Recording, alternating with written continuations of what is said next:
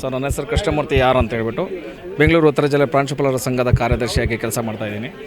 So ನಿಜಕ್ಕೂ ಇದು ದೊಡ್ಡ ಹೆಮ್ಮೆ ವಿಚಾರ.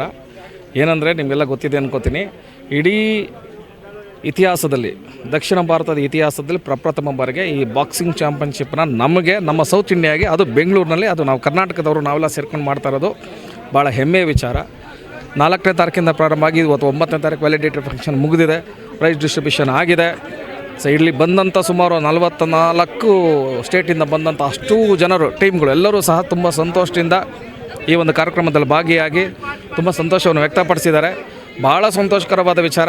ಖಂಡಿತವಾಗಿ ಈ ರೀತಿಯಾದಂಥ ಒಂದು ರಾಷ್ಟ್ರ ಮಟ್ಟದ ಒಂದು ಕಾರ್ಯಕ್ರಮವನ್ನು ಮಾಡೋದಕ್ಕೆ ಅವಕಾಶವನ್ನು ಕೊಟ್ಟಂಥ ಆ ದೇವರಿಗೆ, ಅವಕಾಶವನ್ನು ಕೊಟ್ಟಂಥ ಭಾರತ ಸರ್ಕಾರಕ್ಕೆ, ಅವಕಾಶವನ್ನು ಕೊಟ್ಟಂಥ ಕರ್ನಾಟಕ ಸರ್ಕಾರಕ್ಕೆ ವಂದಿಸಿ ಮತ್ತೊಮ್ಮೆ ನಾನೇ ಮತ್ತು ನಮ್ಮ ಟೀಮ್ಗೆ, ನಮ್ಮ ಡಿ ಸರ್ಗೆ, ಸಂಧ್ಯಾ ಮ್ಯಾನೇಜರ್ಸ್ ಮೇಡಮ್ ಎಲ್ಲರಿಗೂ, ಎಸ್ಪೆಷಲಿ ನಮ್ಮ ಫಿಸಿಕಲ್ ಎಜುಕೇಷನ್ ಡೈರೆಕ್ಟರ್ಸ್ ಏನಿದ್ದಾರೆ ಅವರೆಲ್ಲರೂ ಒಟ್ಟಾಗಿ ಸೇರಿ, ಉಪನ್ಯಾಸಕರುಗಳು, ಪ್ರಾಂಶುಪಾಲರುಗಳು, ಇಡೀ ಬೆಂಗಳೂರು ಉತ್ತರ ಜಿಲ್ಲೆ ಒಟ್ಟಾಗಿ ಸೇರಿ ಒಂದು ಹಬ್ಬದ ರೀತಿಯಲ್ಲಿ ಇದನ್ನು ನಾವು ಆಚರಣೆ ಮಾಡಿದ್ವಿ.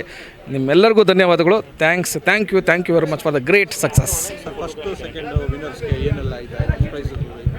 ಮೆಡಲ್ಸ್ ಎಲ್ಲರಿಗೂ gold medal, silver medal and bronze medal ಎಲ್ಲರಿಗೂ ಸಿಕ್ಕಿದೆ. ರಾಷ್ಟ್ರ ಮಟ್ಟದಲ್ಲಿ ಏನೇನು ರೂಲ್ಸ್ ಪ್ರಕಾರ ಇರುತ್ತೋ ಅದೆಲ್ಲರೂ ಸಿಕ್ಕಿದೆ.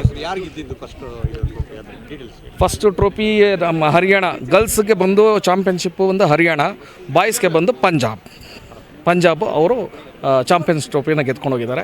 ಇನ್ನು ನೂರಾರು ಮಕ್ಕಳು ಎಲ್ಲ ಮೆಡಲ್ಗಳನ್ನು ಗೆದ್ದಿದ್ದಾರೆ. ನಿಜಕ್ಕೂ ಭಾಳ ಸಂತೋಷ. ಇದನ್ನು ಈ ಥರದ ಒಂದು ಬಾಕ್ಸಿಂಗ್ ಕಾಂಪಿಟೇಷನಲ್ಲಿ ಭಾಗವಹಿಸಿದ್ದು ನಮ್ಮ ಪುಣ್ಯ ಅಂತ ಹೇಳ್ತೀವಿ. ಯಾಕೆಂದರೆ ಎಷ್ಟೋ ವರ್ಷ ನಾವು ಬರೀ ಸಿನಿಮಾದಲ್ಲಿ ನೋಡ್ತಾ ಇದ್ವಿ ನಾವೆಲ್ಲ ಬಾಕ್ಸಿಂಗ್ ಚಾಂಪಿಯನ್ಶಿಪ್ಪನ್ನು. ಫಸ್ಟ್ ಟೈಮ್ ಈ ಥರ ಲೈವೆಲ್ಲ ನೋಡಿದ್ದು. ಅವಕಾಶ ಕೊಟ್ಟ ದೇವ್ರಿಗೆ ನಾನು ಸ್ಮರಣೆ. ಕೃಷ್ಣಮೂರ್ತಿ ಅಂತ ನನ್ನ ಹೆಸರು. ಬೆಂಗಳೂರು ನಾರ್ತ್ ಪ್ರಿನ್ಸಿಪಲ್ ಅಸೋಸಿಯೇಷನಲ್ಲಿ ಕಾರ್ಯದರ್ಶಿಯಾಗಿ ಕೆಲಸ ಮಾಡ್ತಾಯಿದ್ದೀನಿ. Thank you.